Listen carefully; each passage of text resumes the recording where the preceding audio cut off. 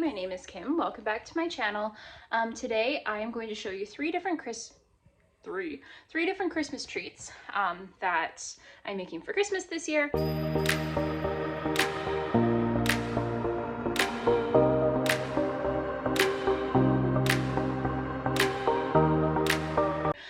Two of them I've made many times. One is new. It is an old family recipe on my husband's side though.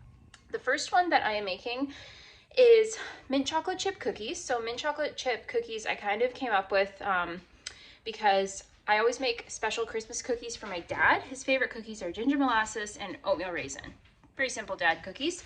And I came up with these mint chocolate chip cookies because I asked my mother-in-law when I got married. I wanted a cookie for my father-in-law to make him for Christmas. And she said his favorite cookie was just plain old chocolate chip. However, his favorite ice cream recipe is mint chocolate chip, so I kind of just came up with this recipe and it's been his special Christmas cookie ever since. So I only make these at Christmas time, so I'll show you how I make that, or how I make those, and then we'll move on to the next treat. Here's all the ingredients for the mint chocolate chip cookies. I typically just look up a chocolate chip cookie recipe with no brown sugar. That's kind of the key. I feel like if you have brown sugar in it, it sort of adds a caramelized flavor to your chocolate chip cookies. Decal is coming off. So I do one that just has white sugar. So I'll link the recipe I used below.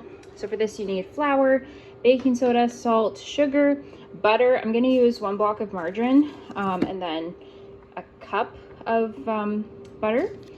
I typically prefer butter in my baking, but margarine is so much cheaper. So sometimes I do just margarine. Sometimes if it's a recipe where I feel like it's important for it to just be butter, I do just butter, and sometimes I mix it. You'll need vanilla. Oh, I forgot my eggs. Eggs. You will need peppermint extract or peppermint oil. And some green food coloring and chocolate chips. I am team milk chocolate chips all the time. I'm not a fan of semi-sweet chocolate chips at all, so even though it's a bit more expensive, I always buy milk chocolate. But then people are always stealing little handfuls here and there, which is fun. Anyways, there's the ingredients you need, plus 2 eggs. All right, so I'm starting with my butter, margarine, and my sugar. Don't mind how filthy my KitchenAid is. So now I'm going to add my green food coloring, my vanilla, it's a tablespoon of vanilla, and a teaspoon of peppermint, and just see if it's strong enough before I add in my eggs. Okay, so that's perfect. That extract is like peppermint mint, and it's so much nicer than just plain peppermint, so it's like a milder mint. So I did a teaspoon of the mint, a tablespoon of vanilla, and about 6 drops of green food coloring, and I think that's perfect. I always seem to get better results when I add the food coloring directly to the fat, like the butter, before I add flour and such. It mixes so much better. All right, so there's how the dough is looking. A really nice muted, like mint color. And I'm just gonna add a cup of chocolate chips. And there it is.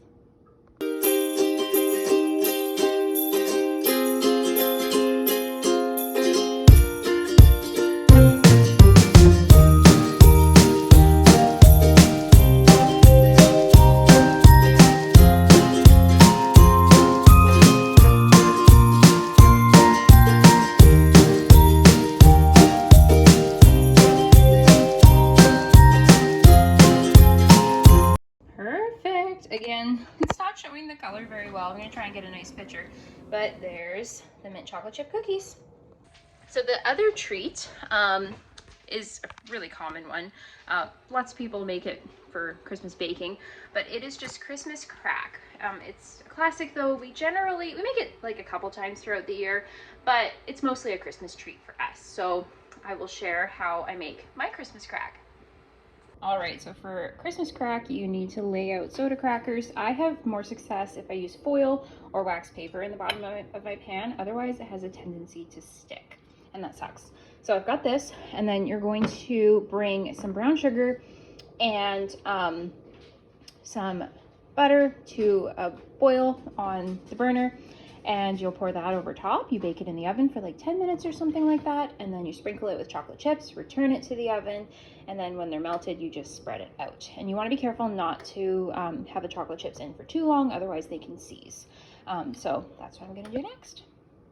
So one thing I One thing I do instead of buying brown sugar is I just do white sugar and molasses because it's actually cheaper. 1 tablespoon of molasses to 1 cup sugar, you just mix it and that'll give you brown sugar. Another thing I do when I'm measuring out molasses is I lightly oil my spoon or cup, and then I don't get sticky molasses stuck to it.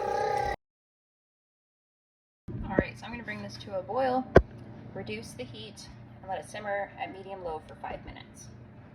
Alright, my lighting is horrible, but my mixture is boiling, and I'm just going to boil that for 5 minutes while stirring pretty constantly so it doesn't burn.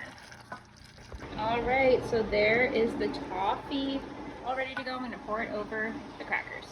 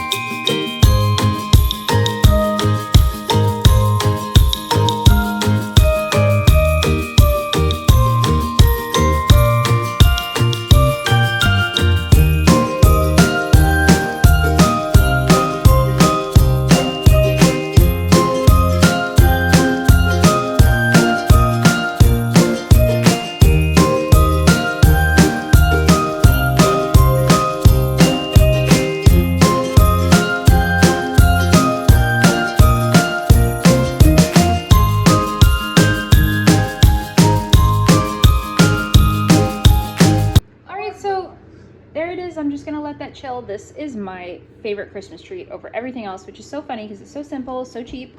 Yeah, so yummy. I eat one. And the third one, my husband's family calls it Twix bars. You may know it as Millionaire Shortbread, a pretty decadent Christmas treat.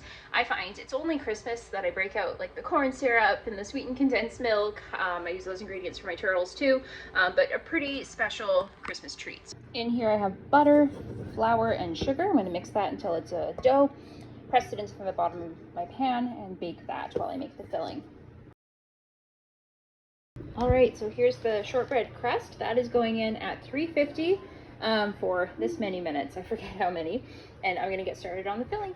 Alright, so hang on. The filling here requires brown sugar, sweetened condensed milk, corn syrup, and butter.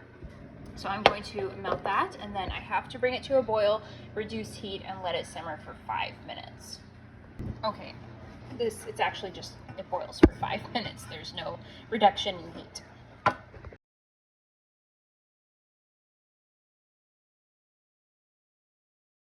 Alright, so there's that. It looks really underbaked, but it is browned around the edges. So I'm going to pour the caramel on top. My caramel has slightly cooled, and I melted the last of that bag of chocolate chips. I think it was about 2 cups in there, and I melted it in the microwave for 30 seconds at a time until it was melted, and that took about 2 minutes. However, I would not recommend putting it in for 2 minutes straight. Your chocolate will burn. 30 seconds at a time and stir it in between. So I'm going to put that on top of my shortbread.